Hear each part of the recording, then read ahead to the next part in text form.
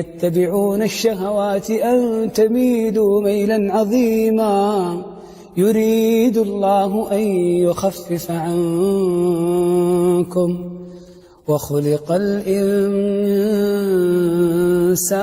ضعيفا الذين آمنوا وتطمئن قلوبهم بذكر الله ألا بذكر الله تطمئن القلوب إن الذين اتقوا إذا مسهم طائف من الشيطان تذكروا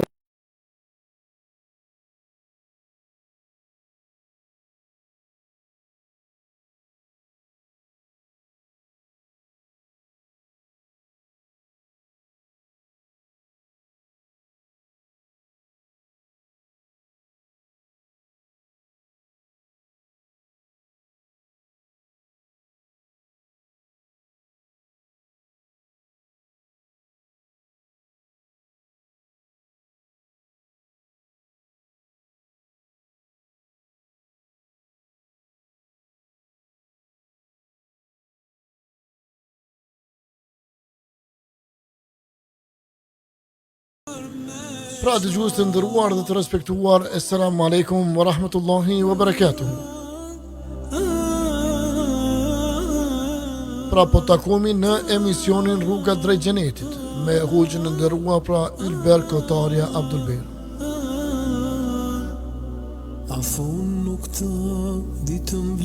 Pra me qenë se emision i njohur tek shikuesit dhe ndëgjuesit tanë të radio televizionit El Kalem, çdo të martë duke filluar nga ora 20:30.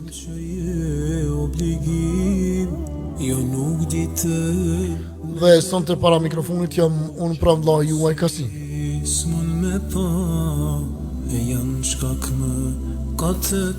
Ne inshallah pa humbur kohë do të ftojmë të hoxhën tonë dhe do të vazhdojmë inshallah me emisionin tonë. Pra duke ne inshallah taala e përshëndesim hoxhën. Assalamu alaikum wa rahmatullahi wa barakatuh. Nderuar, mirë se erdhët. Wa alaikum salam wa rahmatullahi wa barakatuhu. Dhe mirë se ju gjetëm. Hoxha Allah nderuar dhe të gjithë shikuesit tanë. Amin. Amin hoxhë nderuar. Allah të shpërbleft hoxhë nderuar, pasi që elhamdulillah gjithmonë jeni pranë radios El Kalem dhe shikuesve dhe ndëgjuesve të tij. Shpresojmë që inshallah tani do të vazhdojmë me serien të cilën pra jeni duke e shpjeguar pra kitabul Tauhidin nga shej i nderuar, pra shej më son duket Sheikh Bin Bazi. Shej Bin Bazi, mu kam përzim me shej Salih El Fevzanin. Pra u nderuar, cila do të është tema për sonte inshallah. Soni jemi tek ligjërata e 9. Po. Ligjërata 9 dhe tek temat të cilat vinë në vazhdim, jemi në temën e 42, edhe me radhë do t'i marrin temat. Mirë, Allahu të shpërblef, pra dëgjues të nderuar, në inshallah tani emisionin si çdo herë ndajmë në 2 pjesë, dhe pjesa e parë, siç është e njohur tek të gjithë, i takon hoxhës të nderuar me ligjëratën e tina, dhe pastaj inshallah do të rikthehemi në pjesën e dytë me pyetje dhe përgjigje, ku pyetjet e juaja pra mund t'i parashtroni nëpërmjet komenteve dhe gjithsesi edhe nëpërmjet pra rubrikës dërgo mesazh. Por të shpërblejmë së bashku, pra shpërndoni linkun dhe ftoni të tjerët. U nderuar, mikrofoni është i lirë dhe mund vazhdoni inshallah. Bismillah. Bismillahirrahmanirrahim. Wassalatu wassalamu ala rasulillah wa ala alihi wa sahbihi ajma'in. Me emrin Allahut, mëshirosit, mëshirbarsit, salavatet janë për profetin ton Muhammed, paqja dhe bekimi i Allahut qofshin mbi ta, për familjen e tij të ndershme, për shokët e tij besnik, për ata që e pasuan edhe do ta pasojnë deri në ditën e fundit. Allahu i lartësuar na drejtohet në surën Dhariyat ajeti 56 dhe thot: "Wa ma khalaqtul jinna wal insa illa liya'budun." Thot Allah i lartësuar, me të vërtetë nuk i kam krijuar njerëzit dhe gjindet përveç se që ata të më adhurojnë mua. Kështu që çdo besimtar dhe besimtare i cili e lexon këtë ajet kuranor e kupton qartë që qëllimi i krijimit të njerëzve është vetëm që të adhurojnë Allahun e lartësuar dhe mos i shoqërojnë atij ortak në diçka.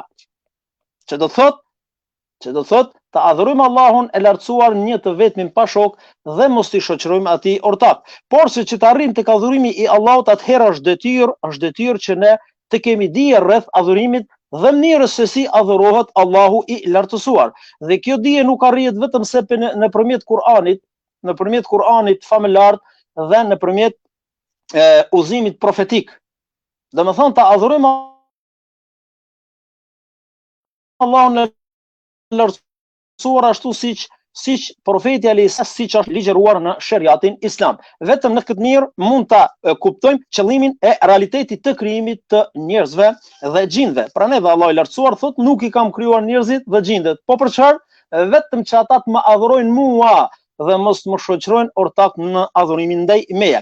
Jemi tek libri Kitabu Tauhid i dietarit të madh Sheikhut Muhammed ibn Abdul Wahhab, i cili është komentuar nga shumë dietar, porse komenti i cilit ne kemi marr është dietari i madh Abdul Aziz Sheikh bin Bazi, Allahu e mëshiroft.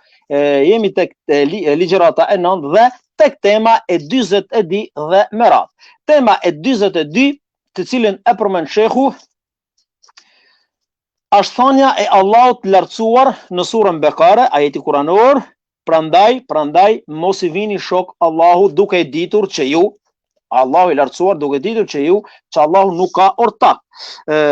Tema e 43, paralajmërimi për ata të cilët nuk kënaqen me betimin në Allah, që kur dikush betohet në Allahun, nuk kënaqet pse ti e beton në Allahun dhe nuk të beson. Prandaj paralajmërohemi që të kemi kujdes nga këto lloj gjësesh. Tema e 44, personi i cili bashkon Allahut, domethënë çfarë don Allahu dhe filani. Që të kemi kujdes edhe nga kjo lloj teme. Tema e 45 apo kapitulli 45 është ai personi i cili shan kohën. Ai i cili e fien kohën, ai ka fyer Allahun e lartësuar. Tema e 46, personi i cili e quan dikonin gjykatësi gjykatësi suprem. A lejohet apo s'lejohet? Domethënë ndalohet që quhet dikush gjykatësi i gjykatësve, sepse gjykatësi i gjykatësve është vetëm Allahu, gjykatësi i drejtë dhe absolut është Allahu, gjykatësi i cili nuk gabon është Allahu i lartësuar. Tema e 47, respektimi i emrave të Allahut dhe ndryshimi i disa emrave të cilit janë emëruar pa dituri, që lejohet që të ndryshohen emrat nëse ata janë kundërshtim me shariatin islam. Tema e 48 lidhet me diçka, nëse dikush tallet me Allahun, me të dërguarin e tij dhe me dispozitat shariatike, edhe shpjegohet dhe kjo temë dhe duhet një kujdes i madh. Pastaj tema e 49 është ajeti kuranor i surës Fusilet, kur Allah i lartësuar thot pasi u kanë ndodhur fatkeqësi njerëzve dhe luten, atëherë Allah i lartësuar u largo këtë fatkeqësi dhe u jep të mira nga mëshira e tij, por se njerëzit bëhen mohues dhe vazhdojnë duke u krenu me vetet e tyre, duke pretenduar se kjo e mirë u ka ardhur për shkak se ata janë njerëz të mirë, janë njerëz të dashur tek Allahut, po në realitet është krejtë kundërta. Domethënë komenti i këtij ajeti kuranor. Fillojmë pa humbur kohë në komentin e argumenteve që sjell Sheikhu. Allah i lartësuar përmend dhe thot në surën Bekara ajeti 20: "Alladhina ja'ala lakumul arda firashan was-samaa'a bina'an wa anzala minas samaa'i ma'an فأخرج به من الثمرات رزقا لكم فلا تجعلوا لله أندادا وأنتم تعلمون." Thot Allah i lartësuar, ai i cili krijoi për ju tokën, vendbanim dhe qiellin e ka bën kulp, dhe prej qiellit ai ka lëshuar shi dhe ju ka siguruar juve shumë lloj të frutave si ushqim që ju të ushqehi me ta. Pra mos i përshkruani Allahut ortak, duke qenë se ju e dini që ai nuk ka ortak. Dhe thot Sheikh bin Bazi, me të vërtet këtu autori na tregon që njerëzit të kenë kujdes dhe mos marrin zotat të tjerë karshi Allahut. Siç janë varret, pemët, trupa qiellor, drunit apo kështu me radhë, sepse njerëzit i adhurojnë këta karshi Allahut. Nëse adhuron atë send të cilën ti kërkon ndihmë prej tij, atëherë kjo është diçka që nuk sill dëm, por se vetëm se sill dobi dhe kjo është idhull. Për këtë Allahu i lartësuar çka thot? Pasi që e dini ju, pasi që e dini si të mirat u vinë vetëm nga Allahu i lartësuar. Ju e dini që të mirat janë nga Allahu i lartësuar. Atëherë pse e bani një vepër të tillë dhe ju dini shumë mirë që nuk ka karshi Allahut zot tjetër dhe nuk ka askush fuqi dhe mundësi që ta sjell këtë dobi që u ka ardhur juve. Allah i lartësuar në surën Bekara ajeti 165 përmend dhe thot: "Wa minan nasi man yattakhidhu min dunillahi andadan yuhibbunahum ka hubbillah." Dhe ka nga njerëzit të cilët në vend të Allahut besojnë idhuj dhe i duan ata dhe i madhrojnë sikurse madhrojnë Allahun. Por se dashuria e atyre që besuan Allahun është më e madhe dhe më e fortë. Që këtu në këtë sure çka tregohet që ata i adhurojnë idhujt ashtu sikur madhrojnë Allahun. Madhrojnë idhujt sikur madhrojnë Allahun dhe kjo është shirk në Allahun e lartësuar dhe kjo lloj veprimi të nxjerr nga feja islame. Në surën Bekara ajeti 163 Allah i lartësuar thot: "Wa ilahukum ilahu wahid, la ilaha illa hu. La ilaha illa hu ar-Rahmanu Rahim." Me të vërtetë Zoti juaj që meriton të adhurohet është vetëm një, Allahu i lartësuar, dhe nuk ka zot tjetër përveç tij. Ai është i gjithëmëshirshmi dhe mëshirëploti. Ar-Rahmanu Rahim, hu ar-Rahmanu Rahim. Ai është mëshirëploti, i gjithëmëshirshmi dhe mëshirëploti.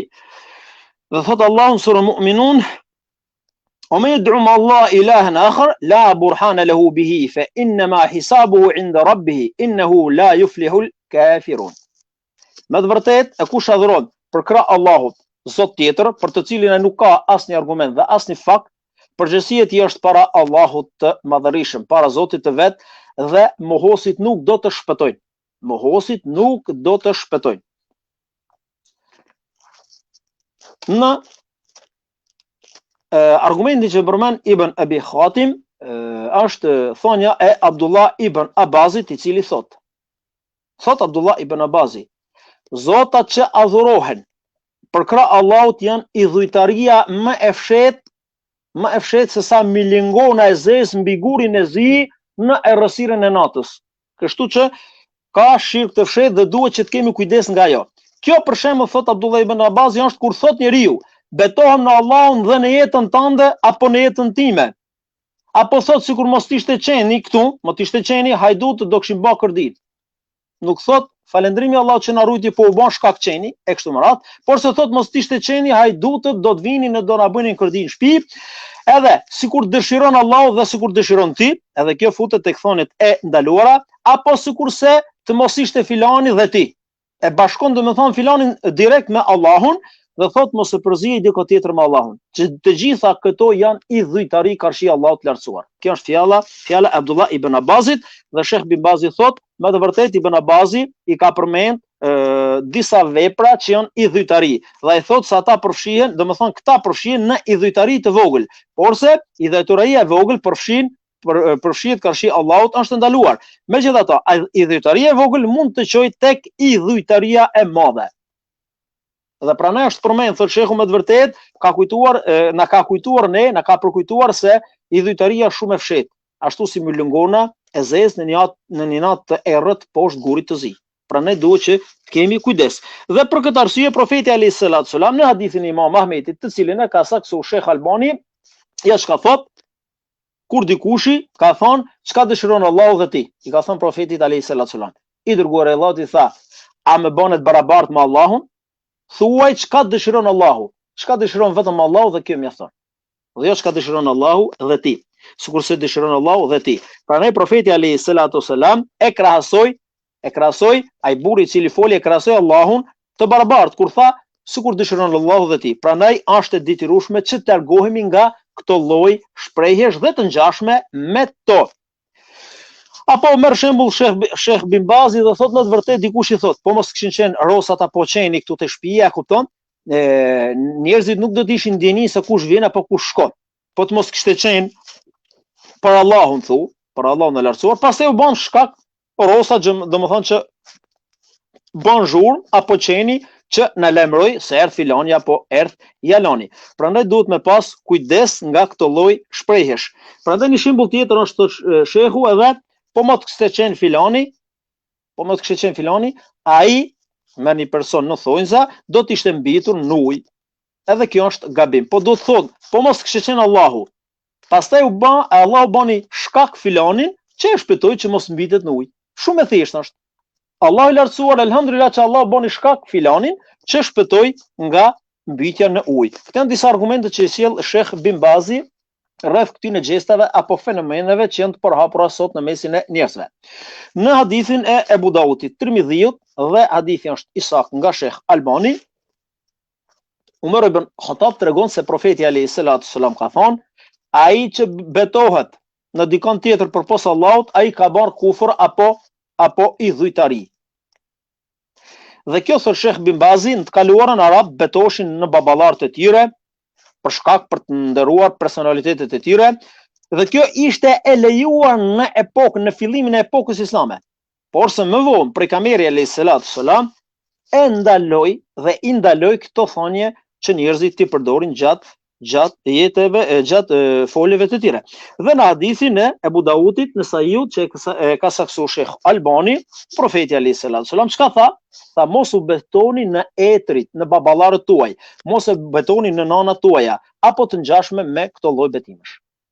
Gjikush i betohet në kokën e veta, betohet në vllajën apo betohet në fëmijë, nuk lejohet që të betohet sepse kjo është ndaluar sipas shariatit islam. Profeti alayhi salatu sallam në hadithin e Imam Buhariut dhe Muslimit ka thënë, ai që betohet, ai që ka detyrueshme që të betohet, atëherë le të betohet në Allahun e lartësuar, ose le të hesht.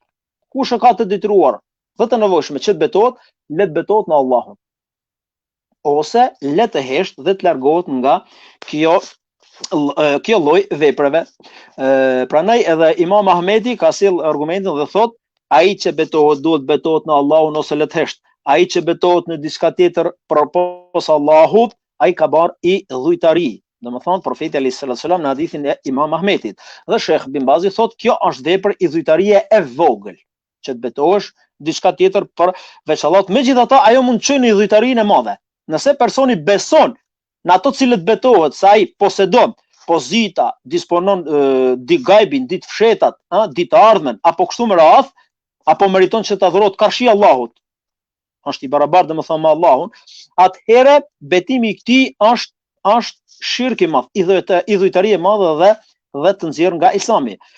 Kurse betimi në gjona të cilët u përmendëm pak më parë është idhujtari e vogël, por se është shkak dhe është mundësi që njeriu ta çojë në idhujtari të madhe. Dhe ajo që lavdrohet nga tauhidi është që të kemi frikë Allahun dhe mos betohemi vetëm se në Allahun, sepse këto janë gjona dhe gjeste të cilët e çojnë njeriu në idhujtari. Idhujtaria e vogël gradualisht njeriu mund ta çojë në idhujtari të madhe. Andaj duhet që ndalohemi dhe të largohemi. Sepse Abdullah ibn Mesud ka përmendur dhe çka thot me një thënie të tij, më e dashur për mua është që unë betohem në Allahun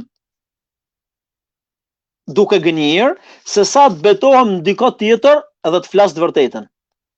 E normalisht thot shehu, idhujtaria thot e të betuarit në dikë përveç Allahut, sepse është idhujtari domethënë, është idhujtari që të betohesh në dikë tjetër përveç Allahut, ndërsa është mëkat që të betohesh në Allahun duke gënjur. A mëkat. Dhe normalisht kjo nuk lejohet. Por si idhujtaria është më e keqe. Kjo një krahasim që ka bën Abdullah ibn Mesud. Thot më dashur për mua kështu, sepse të betohem në dikë tjetër. Dhe idhujtaria është mëkat i madh dhe është i rrezikshëm. Kurse gënjeshtra normalisht është e ndaluar, por se nuk është në gradën e shirkut. Prandaj dhe Abdullah ibn Mesud ka sjell këtë thonje. Megjithatë thotë Sheikh Bin Bazi janë të ndaluara gënjeshtrat, si gënjeshtrat ashtu edhe betimet në diçka tjetër apo në dikon tjetër përveç Allahut të lartësuar. Në hadithin e Ebu Daudit dhe Imam Ahmedit, i cili është saksuar nga Sheikh Albani, profeti alayhi salatu sallam nga Hudhaifja thot ka thonë: mos thoni është sikurse dëshiron Allahu edhe filani, por thoni në vend kësaj, cilën ju po përdorni, thoni sikurse dëshiroi Allahu, pastaj çfarë don filani. Kjo është hadithi që përmend shehu, do të thotë që përmend Ebu Dauti dhe Imam Ahmed. Kjo Sheikh Bin Bazi këtu na sjell ndërmend dhe thotë: lidhsa dhe është barazim dhe nuk lejohet. Lidhsa dhe çka don Allahu dhe filani. Kjo është barazim me Allahun dhe nuk lejohet. Kurse të thush pastaj sikurse dëshiron vetëm Allahu, pastaj dhe filani mora menimin e filanit, kjo lejohet dhe nuk ka asgjë të keqe. Që do të thotë duhet heq lidhsa dhe çka don Allahu dhe filani. Prandaj duhet kujdes dhe ka sjell dhe shumë argumente të tjera të cilët janë mjaft bashkohore që ne kemi nevojë që të kemi kujdes nga këto gjona. Profeti alayhi salatu wassalam na tregon dhe thot, është transmetuar se Ibrahim an-Nakhiu e urrente frazën, domethënë thonjen, unë kërkoj mbrojtje tek Allahu në te ti. Por se e lejon të shprehen u kërkoj mbrojtje tek Allahu, pastaj vi dhe kërkoj ndihmë apo mbrojtje tek ti. Ai domethënë ka leju shprehjen, e ka leju si mbas të argumenteve fetare, e kërkoj mbrojtje tek Allahu, pastaj vi tek ti dhe kërkoj që ti të mbrosh apo të marrësh mbesë apo siç e përdorim ne në zonat tona. Dhe e ka leju dhe shprehjen, po mos ishte Allahu, pastaj filani. U bë shkak domethënë që më ndihmoj, ndryshe nga thonja po mos ishte Allahu dhe filani. Që do të thotë fjala lidhse duhet që të heqet dhe. Fjala lidhse duhet që të heqet dhe. Unë kërkoj mbrojtje te filani dhe filani. Nuk është e lejuar për të thënë unë kërkoj mbrojtje te filani. Kërkoj mbrojtje dhe i mbështetem Allahut. Unë kërkoj mbrojtje tek Allahu dhe tek filani. Edhe kjo duhet thush unë kërkoj mbrojtje tek Allahu. Pastaj thu shkon dhe kërkon ndihmë apo kërkon diçka tek dikush tjetër. Nuk lejohet që të thush. Dhe kjo është tauhidi ashtu siç duhet i muslimanit. Prandaj muslimani është i detyruar që të kujdeset për tauhidin dhe të shmanget nga gjërat të cilët e cënojnë tauhidin. Ai gjithashtu duhet që të përmbahet nga të gjitha mëkatet dhe magësitë që përmban tauhidin. Tauhidi, besimi dhe bindja. Hadithi thot betohem në babain tim sa ai, domethënë se ai ja ka shpëtuar. Çka është kjo? Kjo është në fillim të Islamit, si janë përdor. To shprehje janë përdor në fillim të Islamit. Andaj nuk mund t'i marrë dikush për bazë përderisa këto janë shprehje të shfuqizuara nga vetë profeti alayhi salatu wassalam. Thot profeti alayhi salatu wassalam në hadithin e Imam Buhariut. Ai do të friksohet, është hadith i gjatë, ai do të friksohet vetëm Allahut. Do të vini kohë që njerëzit nuk do të kenë frikë nga ai duta nga diçka tjetër, por se do të friksohet vetëm Allahut dhe ujkut. A lejohet kjo lloj shprehje? Po, kjo lloj shprehje lejohet. Që dikush i thos unë i frikson ka frikë Allahut, po i friksohem luanit apo i friksohem gjarprit se mos kafshoj, mos më haj. Kjo lloj shprehje lejohet, por se nuk është e lejuar që thot unë të kërkoj për besën tënde. Sepse kjo nëse kjo është betim. Nëse betim, kërkoj për besën tënde, është betim. Kurse nëse ka qëllim për të kërkuar besë tek personi, atëherë kjo është e lejuar, thot Sheh Bin Bazi. Është e lejuar nëse personi thot kërkoj besën prej teje. Kurse për besën tënde e lloj betimesh të tjera nuk lejohen.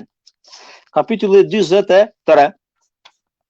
Në hadithin e Ibn Majah Behekiut, të cilin e ka saksuar Sheikh Albani, Ibn Umeri transmeton se profeti alayhi salatu wassalam ka thënë: mos u betoni në baballarët tuaj, dhe ai që betohet në Allahun duhet që të betohet me të vërtetën, duhet që të jetë i saktë dhe mos të gënjej. Ati që i betohet në Allahun duhet që të jetë i kënaqur. Kur dikush i betohet në Allahun, ne duhet të jemi të kënaqur dhe duhet ta besojmë. Ai që nuk është i kënaqur, nuk i takon Allahut. Kjo është hadithi që profeti alayhi salatu wassalam na ka sjellur. Dhe tani Sheikh Bin Bazi e komenton duke thënë: këtu te kjo shprehje autori na e shëron se është e detyrueshëm për tu kënaqur me betimin. Dhe nëse dishon se ai person i cili po betohet gënjen ose është i akuzuar për gënjeshtar, megjithatë ai duhet të kënaqet me atë betim sa i bën, përderisa ai nuk ka argumente kundra atij.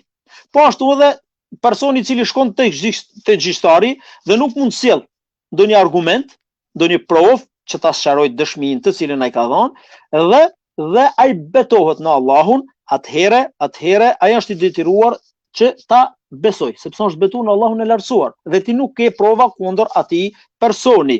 Andaj dhe ki kur betohet dikush në Allahun, ne duhet jemi të kënaqur me betimin që bëhet. Dhe përmend Sheikh Bin Bazi, profeti alayhi salatu sallam e ka ndaluar që ne të betohemi në baballarët tanë, në nënat tana apo në krijesat të gjitha, sepse ata e kishin zakon, Mekasit e kishin zakon që të betoheshin në gjërat të cilët ne përmendim Edhe profeti alayhis salam çka u ka thonë? Ai që betohet në Allahun duhet të thotë vërtetën. Ne betohemi vetëm në Allahun. Po kur betohesh në Allahun, ki frikë Allahun dhe thuaj të vërtetën.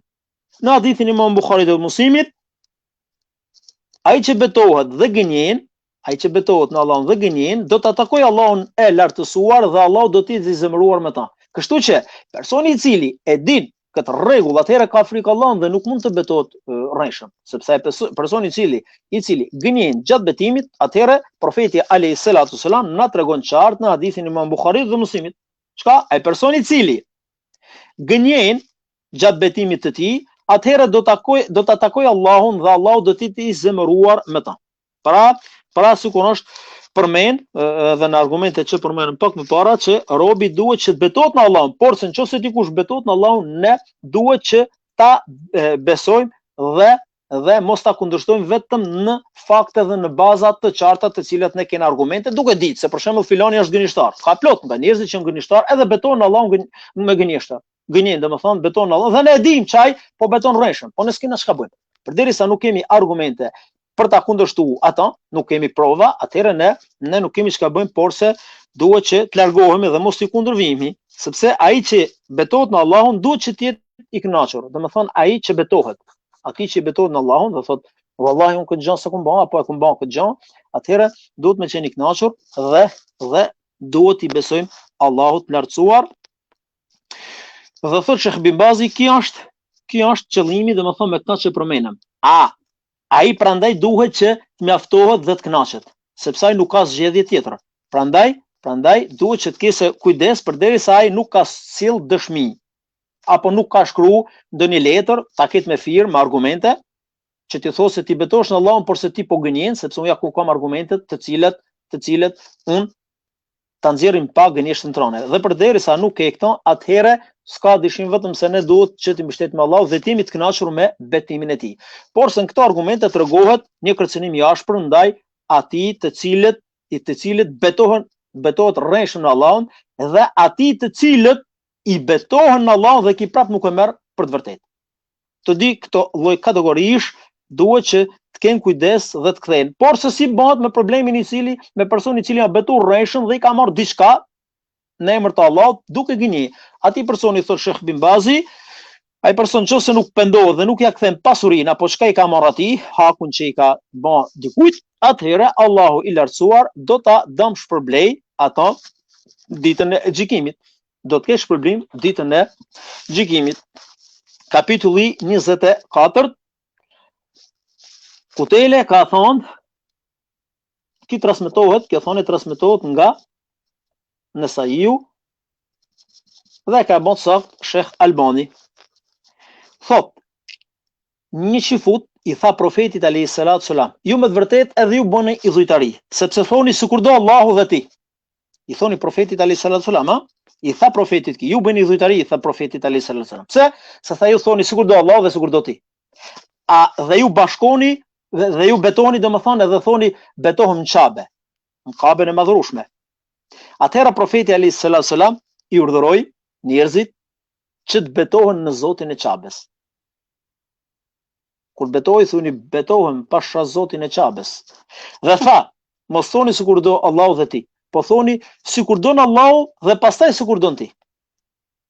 Profeti alayhis salam u tërheqi vërejtën dhe shehu e shpjegon këtë argument duke thonë, qëllimi i këtij kapitulli është se me fjalë dhe me shprehje që të kemi kujdes nga gjykimi i shprehjes së përmendur.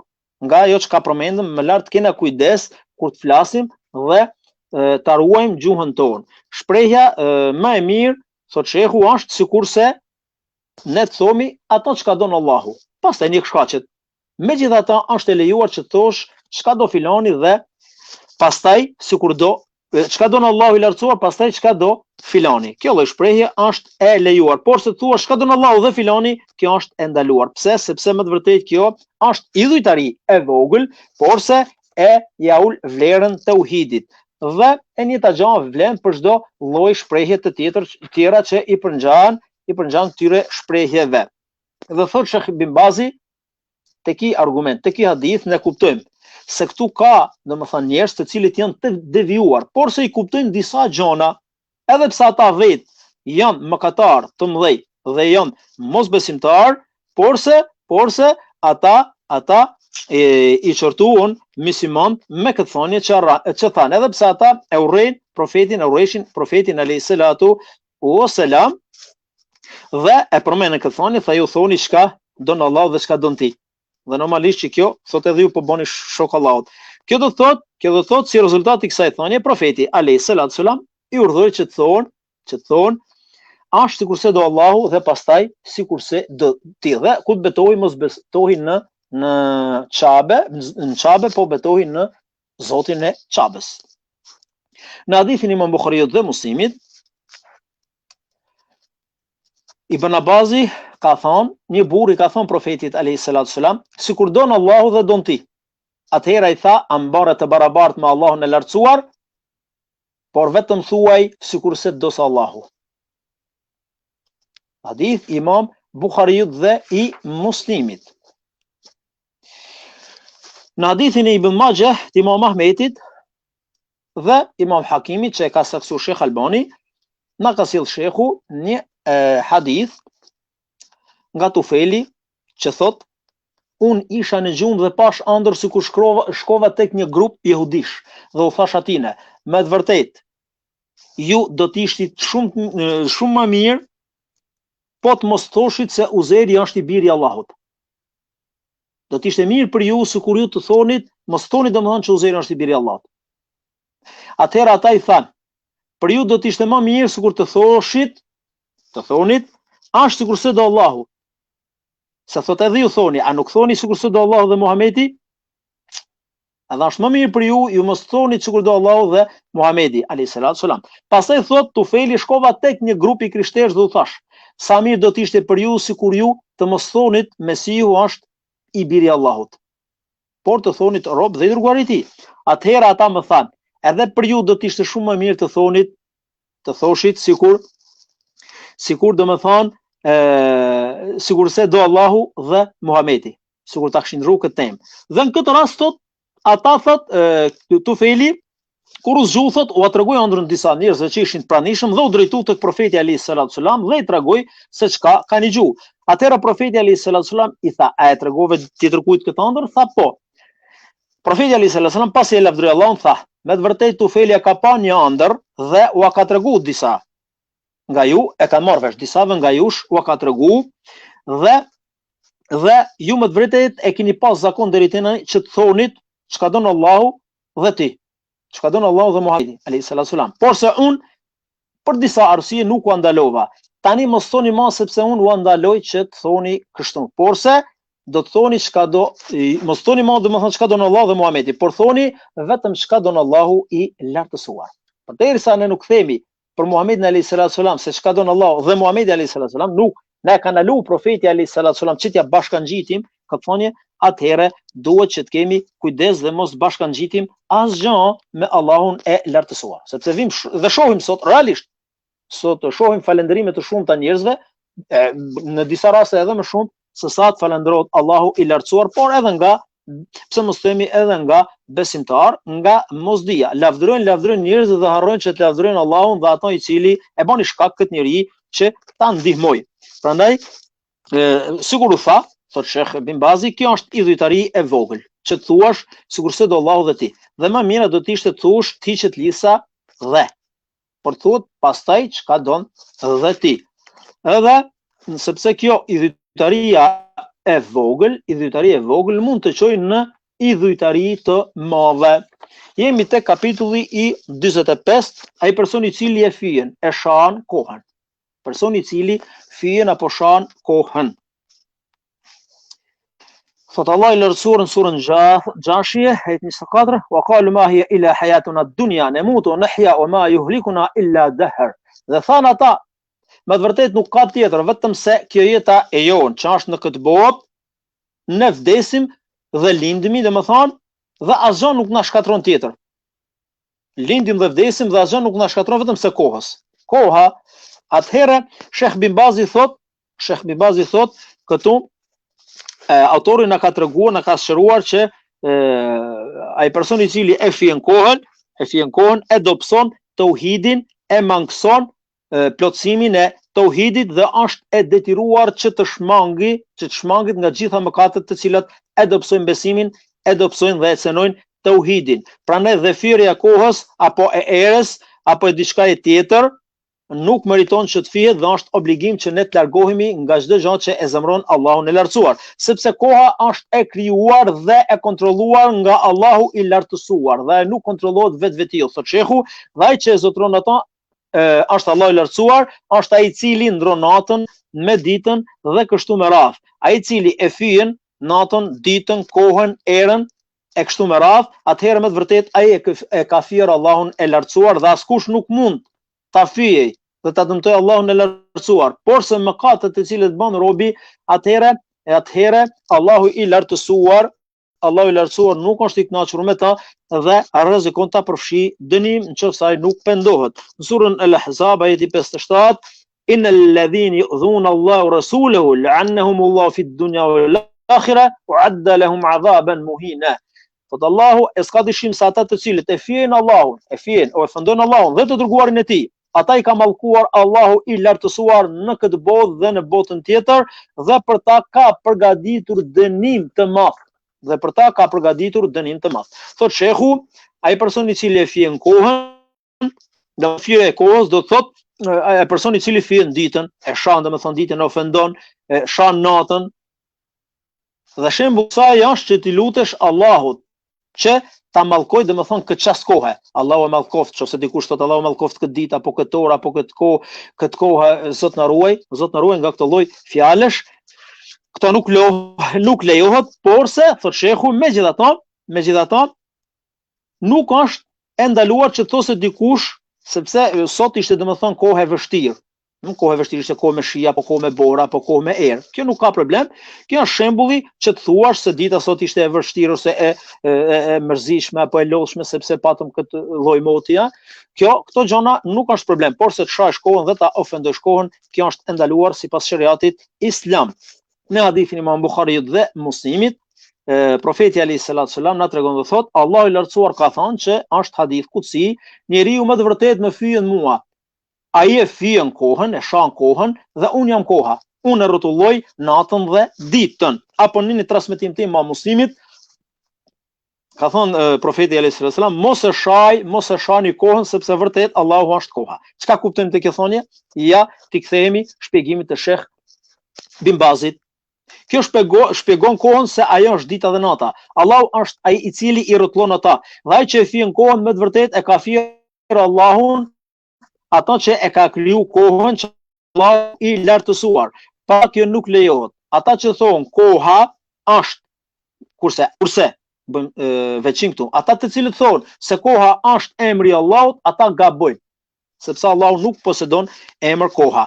Dhe një prej tjera është Ibn Hazmi, por hadithi do të thotë se Allahu që ka krijuar kohën, është Allahu që ka krijuar kohën dhe gjithçka që përfshin të njëjtit lloj janë edhe fjalët e të dërguarit të Allahut në hadithin Imam Tirmidhiut Ibn Majah që e ka saksuar Sheikh Albani, dhe mos e fyeni erën, mos e fyej erën.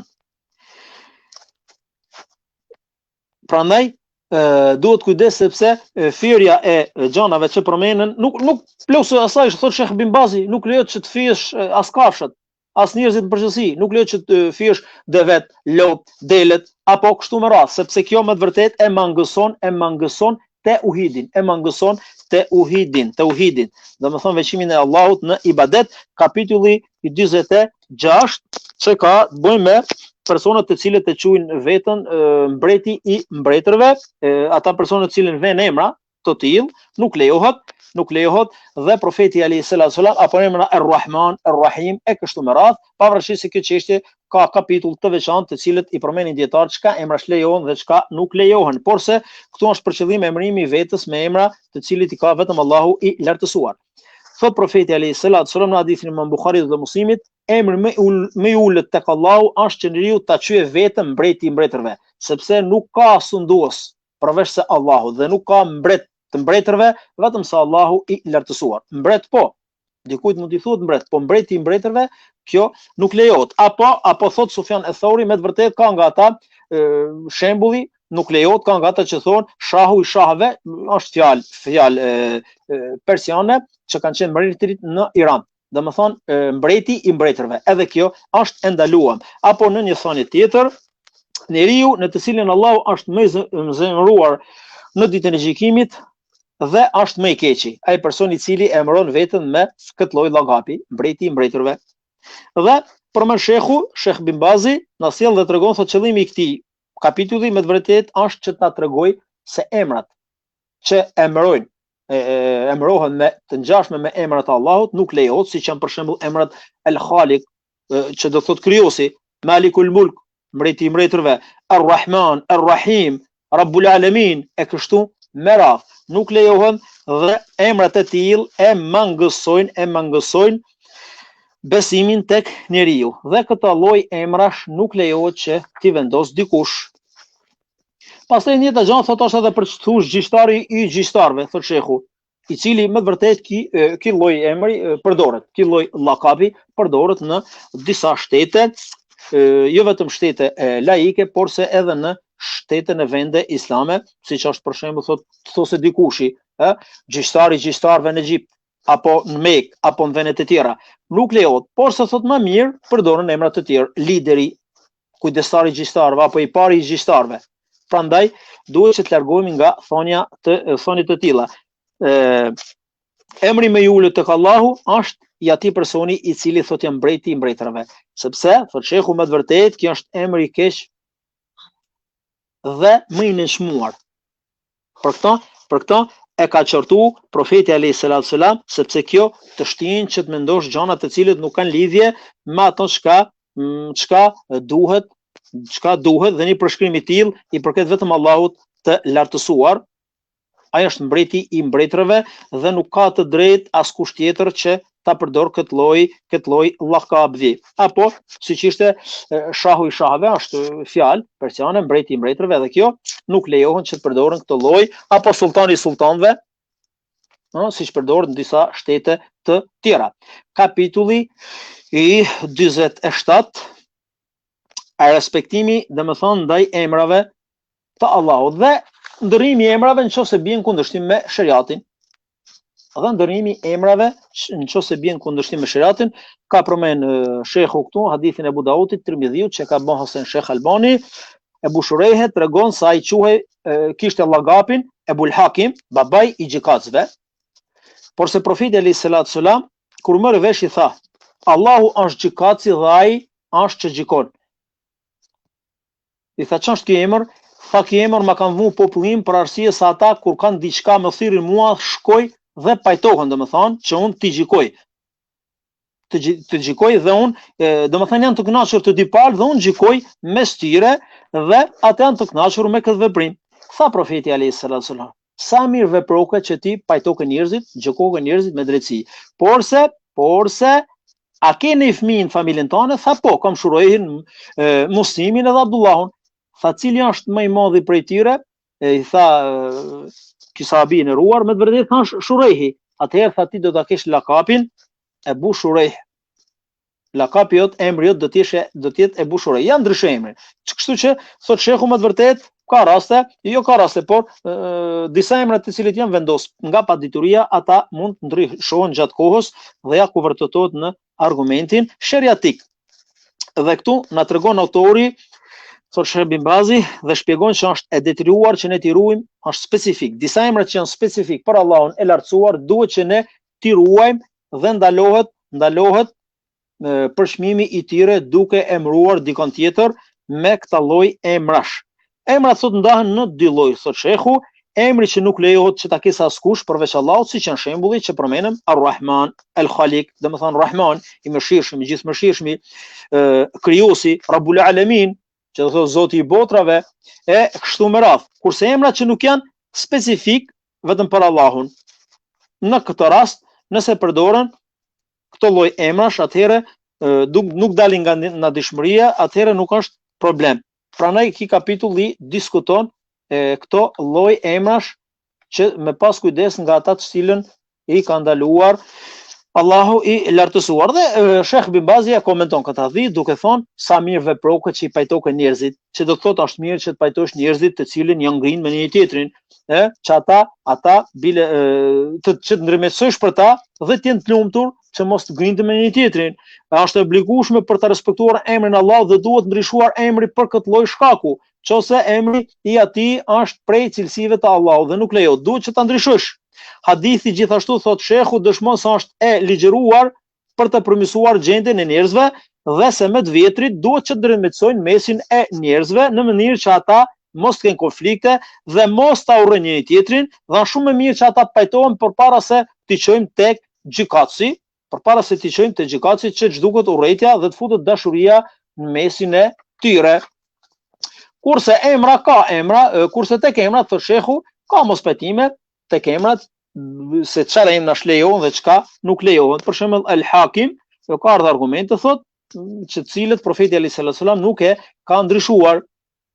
Ka hadithe të cilët vinë që lejohen disa emra. Pra ne thash edhe kjo temë është temë e veçantë e cila është përmend dhe kam përmbledh dietarët se çka emra lejohen dhe çka nuk lejohen. Kjo ka të bëjë më shumë edhe me disa emra kanë bëjnë më shumë edhe me gramatikën, që ta shquash. Për shembull, emrin ta shquash, ta bësh të shquar apo në trajt të pashquar. Po jemi tek tema 48, tallja me diçka nga feja e Allahut, me Kur'anin apo profetin Muhammed alayhis salam. Kjo është një diçka shumë e rrezikshme, të cilët për fatin e keq sot njerëzit përgjithësi, ata që s'kan ditur nga feja, shajnë apo ofendojnë diçka nga Kurani apo nga fjala e profetit Muhammed alayhis salam. Ja të shohim se çka argumentesh na vijnë për ata persona të cilët shajnë, ofendojnë fen, shajnë Allahun e lartësuar apo shajnë profetin Muhammed alayhis salam, direkt apo dhe indirekt. Thot Allah në surën Tauba: "Wala in saltahum la yaqulanna inma kunna nakhudu wa nal'ab." Edhe nëse i pyet ata të cilët kanë shah Allahun dhe të dërguarin e tij, më thonë sa po e përmend këto, tallën, nëse i pyet ata, do të thonë, ne vetëm se jena tallur. Domethënë kena bën mirë shakaje, vetëm se qem duket të fryrë. Kjo jetë në surën Tauba, ajeti 65. Dhe më të vërtet këtu, shehu përmend, thot Shekh Bin Bazi, ki kapitull ka bëj me ata musliman që tallen me Allahun, me Kur'anin dhe të dërguarin e tij, se ata bëhen jo besimtar. Ata musliman të cilët tallen me Allahun, me Kur'anin dhe të dërguarin e tij, ata bëhen jo besimtar. Dhe kapitulli ka të bëjë gjithashtu, kjo tema ka të bëjë gjithashtu me ata që tallen me fen. Ai del nga feja islame me mosbesim, e cila kuptohet qartë dhe kjo përmendet në ajetin kuranor. E nëse i pyet ata çka do thonë, ne vetëm se jemi tallur. Dhe më thonë jena dëfrirë. Dhe për këta na vjen argumenti Ibn Jaririt, Ibn Abi Khatim që përmendet. Tregon Ibn Umeri, edhe Qatada dhe të tjerë, Muhammed Ibn Qab, Zeid ibn Aslam dhe Qatada kanë thënë, gjatë betejës që ishim në Tebuk, një burr që ishte aty, vazhdoi të kutall dhe tha: me të vërtetë thot nuk kam pa asnjë që të jetë më lakmues në ushqime apo gënjeshtar apo dhe frikacak në fushën e betejës, sikursa këta hafizat tan. Ai kishte për qëllim të dërguarin e Allahut, shokët e tij, njerëzit më të ditur që ishin sahabët. Auf ibn Maliku thot i tha këtij personit, me të vërtetë ti po gënjen, ti je dyftysh dhe unë do t'ja them këta që dëgjova nga ti të dërguarit të Allahut alayhis salam. Dhe Aufi thot u nis drejt profetit alayhis salam për t'i treguar, por sa kur pa vuri re dhe kuptoi se Kurani kishte shku para këtij. Kurani kishte shku para këtij, që thot Shekh Bin Bazi, i kishte ardhur shpallja hynore për këta persona të cilët luajtën me profetin alayhis salam dhe shokët e tyre. Atëherë thot, ky burri shkoi, pasi ngjoi, ky burri i cili u tall me profetin alayhis salam dhe shokët e tij, shkoi tek profeti alayhi salatu wasalam, ai ishte ulur thot në devën e tij dhe filloi duke i ngah deves. Kurse ky burri e kapi devën për litari dhe i tha: "Oj dërgumi i Allahut, ne vetëm po bisedonim, domethënë po tallemi për të kaluar kohën, ashtu sikur janë udhëtar thot, që flasin për të kaluar kohën."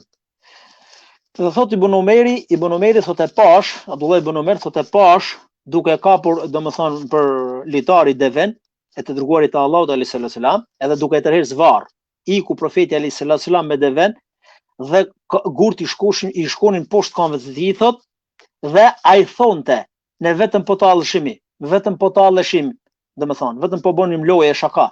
Profeti alayhi salatu wasalam tha: "Abillahi wa ayatihi wa rasulihi kuntum tastahziun." Abillahi wa ayatihi wa rasulihi kuntum tastahziun. Allahu akbar. Surja Tauba ajeti 65. Thuaj: ama Allahun me librin e tij, me të dërguarin e tij, po talli. Ama Allahun me librin dhe të dërguarin e tij, po talli. Ama Allahun me librin e tij dhe të dërguarin e tij, po talli. Subhanallah. Dhe thot ai nuk ka kthej asgjë atine më shumë se sa këto fjalë. Subhanallah. Shiçka problemi kanë ata persona të cilët në të vërtetë tallën me fenë islame edhe pretendojnë që janë besimtar musliman. Sa nga njerëzit kemi, ta kapim nga realiteti jonë, sa nga njerëzit kemi që na shajnë disa vepra të cilët i bëjmë ne për çështje fetare. Çështje fetare, kur bëjmë diçka ne duke u bazuar në argumente sheratike, në argumente të sakta, edhe dikush i na shan dhe ofendon, këtu mos të shkojmë menja sepse na ka shane, por se ka sha direkt urdhrin e Allahut. Ai ka sha Allahun, të dërguarin e tij dhe fenë e Allahut lartësuar. Përderisa unë këtë vepër e veproj se ka urdhëruar Allahu i lartësuar duke u bazuar në argumente sheratike të sakta. Dhe nëse themi ne për shembull sufit, kse në përxhami si me qenë çmendur. Po normalisht se kjo s'ka lidhje me shiratin dhe s'ka asnjë diçka. Kjo është e ligjëruar që ne të flasim për njerëzit të cilën i thirrin njerëz në humbje. Dhe thot Sheikh Bin Bazi, kuptimin e asaj, nëse i pyet ata sepse thanë këtë gjë, do të thonë vetëm se mi tallur. Kjo dëshmon, thot Sheikh Bin Bazi, se ai i cili bën shaka me Kur'anin, sunetin e profetit alayhi salatu wasalam, me të dërguarin e Allahut, është jo besimtar. Nuk ka rëndësi ka bën shaka për të kaluar kohën gjatë udhëtimit ose jo. Ka qëllim apo s'ka, ai është jo besimtar, sido që të jetë puna sepse është tallë me Allahun, me të dërguarin dhe me fenë islame. Dhe shakat të tilla nuk lejohen që të bëhen jo vetëm gjatë udhëtimit, por se në çdo lloj situate. Dhe një sjellje e tillë i vërteton hipokritët, sidomos kur janë në udhëtim, likësitë edhe keqdashjet e tyre që kanë ndaj besimtarëve musliman. Një musliman i mirë nuk mund ta thotë një fjalë, një shprehje të tillë, sidomos ti akuzoj besimtarët për gënjeshtar, për mashtrues, për njerëz që vetëm dinë të hanë e kështu me radhë. Sepse kjo është një përgënjeshtrim që është bën profetit alayhi salatu wasalam dhe shokëve të tij, sepse ai i akuzoi ata për frikacak, njerëz që nuk ngopen e kështu me radhë. Dhe Zot na ruaj nga njerëz të tillë të cilët mo të themi apo e themi me keqardhje, sepse ka plot nga ata, porse u themi që pendohen, të kenë frikë Allahun dhe të kthehen tek Allahu i lartësuar, sepse Allahu është i shpejt në llogari, Allahu është i shpejt në dënim. Prandaj dhe Allahu i lartësuar çka përmend surën Tauba, abillahi wa ayatihi wa rasulihi kuntum tastahziun. Ama Allahun me librin e tij dhe me të dërguarin e tij ju patalli. Kjo dëshmon se profeti alayhi salatu wasalam nuk e arsitoi atë person i cili e bëri këtë vepër. Kjo dëshmon se ai që tallet me shariatin islam, bëhet mosbesimtar, pasi ai kishte besuar më përpara. E njëjta gjë vlen edhe për atë person i cili e shan profetin alayhi salatu wasalam ose thot që ai ka qenë frikacak apo gënjeshtar, dhe sa ai nuk e ka sjell shpallën hinore, nuk e ka kumtuar ashtu siç duhet shpallën hinore, dhe se Kurani dhe shariati nuk i përmbushin kërkesat e njerëzve. Ai person i cili pretendon se Kurani dhe suneti i profetit nuk e përmbushin, nuk e përmbushin kërkesat e njerëzve dhe i nënçmon. Ndërsa kjo është e vërtetë se suneti i sqaron gjanat të cilët përmenden në Kur'anin famëlar dhe duhet që të kemi kujdes nga këto lloj njerëzish, sepse Kur'ani dhe Suneti janë të mjaftueshme. Dhe ai person i cili thot Kur'ani dhe Suneti nuk janë të mjaftueshme, atëherë ki ka rënë në mosbesim të madh dhe ka dalur nga feja islame. E njëjta gjë vlen edhe për personin që beson se xheneti nuk është i vërtetë, por se vetëm sa është një fantazi. Andaj nuk na ngelet vetëm se ti kërkojmë Allahut të lartësuar që na falet, ti kërkojmë Allahut të lartësuar që na ruaje dhe inshallah po e përmendim edhe kapitullin e 49. Kjo ka të bëjë teme me që është një histori që na ka treguar profeti alayhi salatu wassalam dhe do ta mbyllim kapitulli 49 ka lidhje me personin i cili Allah thotë u jap mira dhe ata i mohojnë ata të mirat që u vinë. Dhe thotë Allahu në surën Fusilet, e nëse pas këqijave që ne e kena godit, ne japim të mira nga ana jonë, dhe ai duke bë kam ngulje thotë, këtë e kam arritur vetë, kam fituar vetë. A nuk besoj se do të bëhet kiameti. Mujahidi thotë, kjo do të thotë se kjo është fjalë, kjo fjalë që thonë ata është fal veprës sime, sepse se unë e meritoj këta.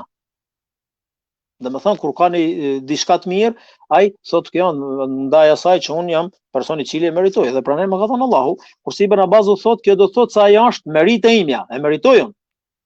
Qala inma utituhu ala ilmin indi. Kjo është si fjala e Karunit që përmendet surën Qasas ku tha. Karuni çka tha? Tha, ma është dhënë vetëm kjo pasuri që ju shihni më dhënë në asaj zgjuarësisë time, me anë të dijes që un kam. Jem njeri meritor, pranë ku marr këta. Katada ka thonë kjo do të thotë fal dijes sime dhe në llojin e tregtisë që un kam bën. Jam njeri, jam tregtar i, domethënë i shkëlqyer. Jam tregtar i cili e kështu me radhë, domethënë që nuk kam dështuar dhe nuk dështoj kurrë. Prandaj kjo është në zotësinë time. Edhe të tjera komente të cilat vinë, disa të tjerë kanë thonë, kjo do të thotë fal njohurive nga Allahu për shkak se unë e meritoj këta. Kjo prej njohurive që Allahu më ka dhënë mua se e meritoj.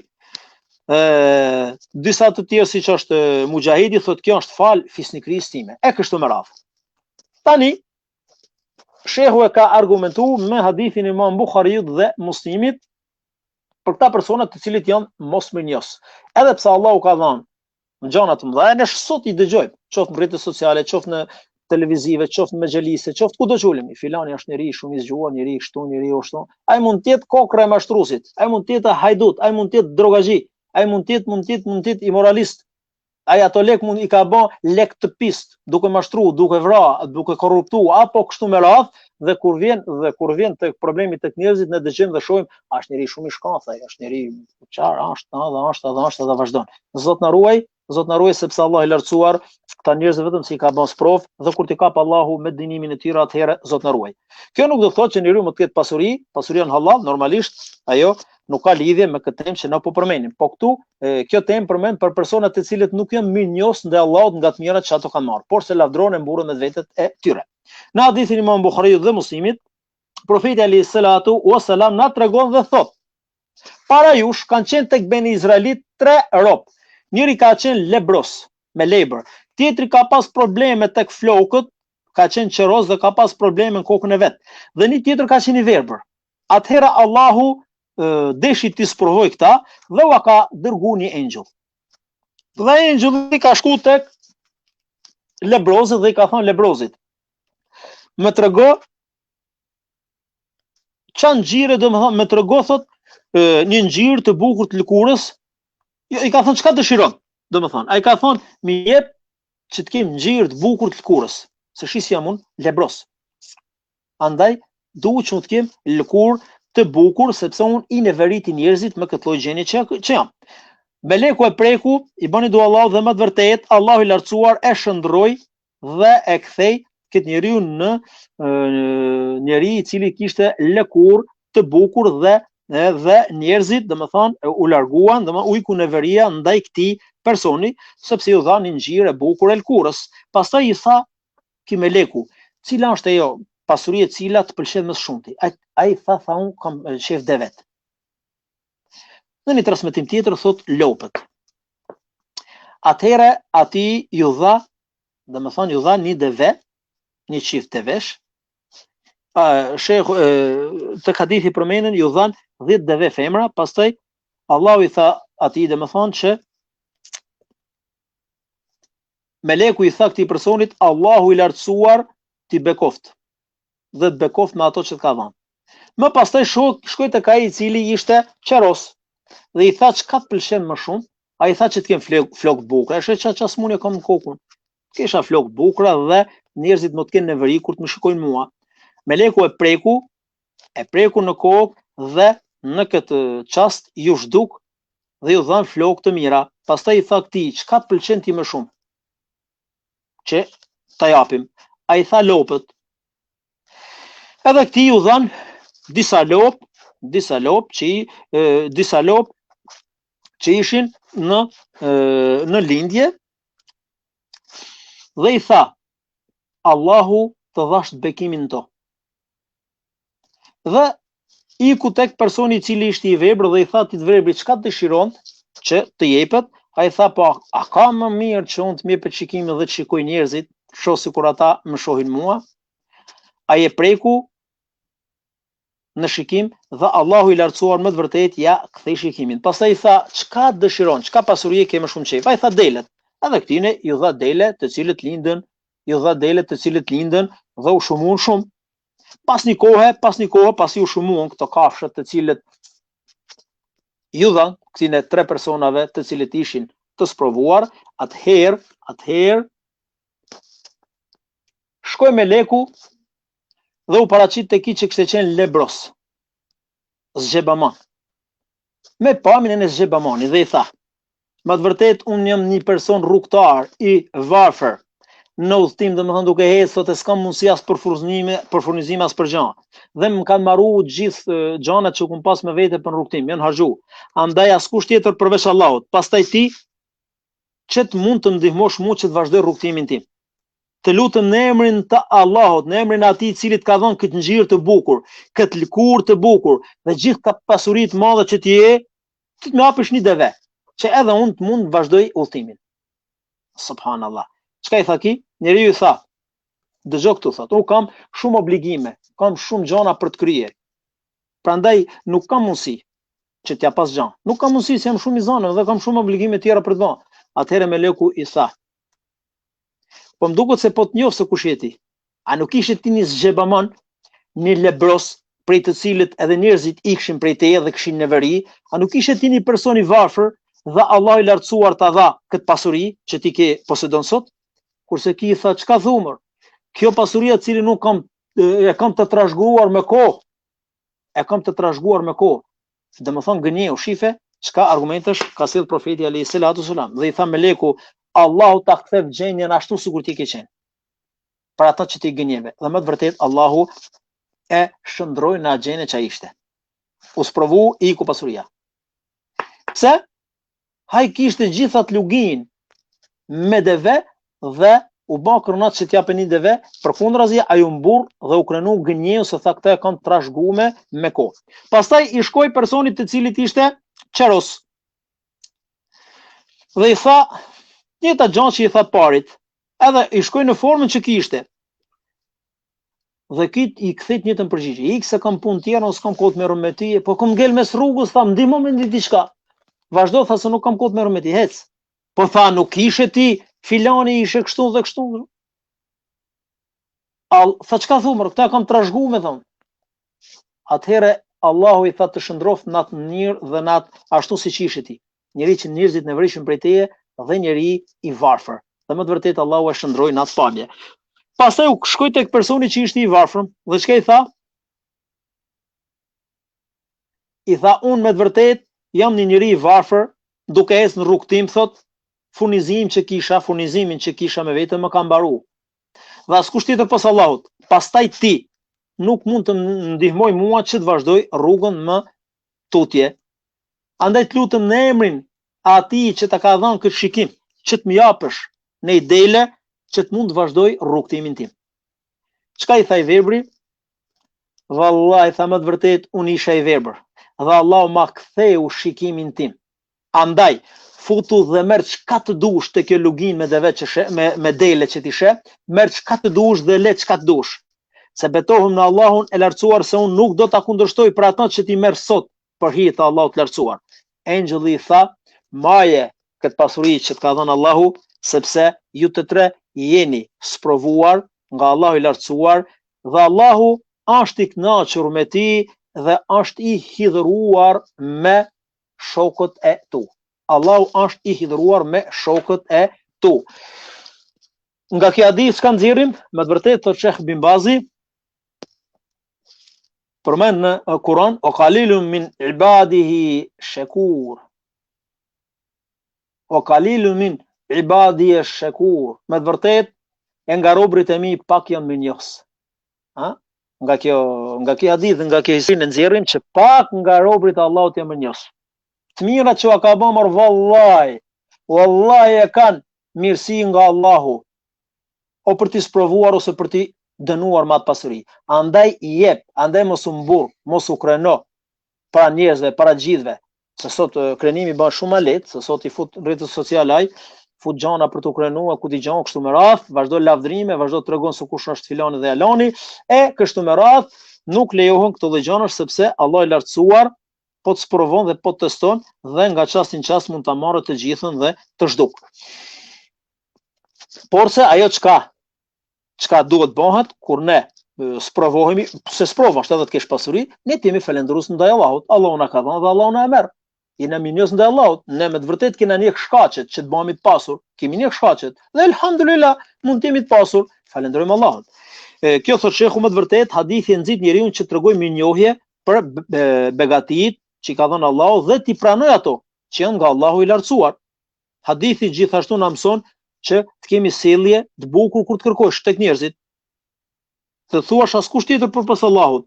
Pastaj ti mund të më ndihmosh që unë të vazhdoj udhëtimin tim. Kjo është argumenti që na tregon se thu vallahi Allahu e ti. Kjo argumenti që përpas askush tjetër përpas Allahut, pastaj ti nëse do bësh shkaq që të më ndihmosh. Dhe hadithi me të vërtetë na tregon aftësi që Allah i lartësuar ka, po ti thosë diçka e bëhet, siç u tha në rastin e kine 3 vetëve. Prandaj besimtari duhet që të ketë kujdes nga ndëshkimi i Allahut dhe ta falenderojë Allahun e lartësuar gjithmonë dhe të jetë mirënjohës dhe mos mburret dhe të krenohet me pasurinë apo me të mirat që ka, jo vetëm pasuria, se këtu futet çdo ai mirë që Allahu të ka dhënë, qoftë edhe me pamjen tënde, qoftë edhe me diturinë tënde, qoftë edhe me personalitetin tënd, qoftë edhe me shoqërinë tënde, qoftë edhe me njohjen tënde, qoftë me çdo gjë që ti ke me familjen tënde, me pasurinë tënde. Kjo është mirësi prej Allahut dhe njeriu duhet që të jetë modest, sepse normalisht ne dim që të Allahut jemi dhe taj do të kthehemi. I varfri është sprovu, këta e di shumë mirë, ai që është besimtar, i pasuri është sprovu me pasurinë që i ka dhënë Allahu, edhe këta e din shumë mirë që është besimtar, andaj i varfri duhet që të jetë në varfrinë e tij, të jetë falendërues ndaj Allahut dhe të jetë njeri që mos të angohet, mos të qahet tek njerëzit, mos të ofendoj pse ai është i varfër, po të jetë i kënaqur me saktimin e Allahut dhe i pasuri mund të jetë më në madh mburravec e kështu me radh, por se ta di se kjo është mirësi prej Allahut të lartësuar dhe inshallah te kjo temë e mbillim për të alon radhën temave të tjera, edhe pse ka ngelur edhe pak nga temat të cilët mund ta mbillim këtë libër i cili inshallah ka qenë dobi prurës dhe të jetë përfitues për ne, të jetë argument për ne, dituria të cilët kemi marrë nga ky libër dhe jo kundra nesh, që do të thotë ata çka kemi marrë ne duhet që ti praktikojmë, ti zbatojmë edhe ti thirrim njerëzit në ta. I kërkojmë Allahut që të na falë dhe të na uzojë ato që është hajër.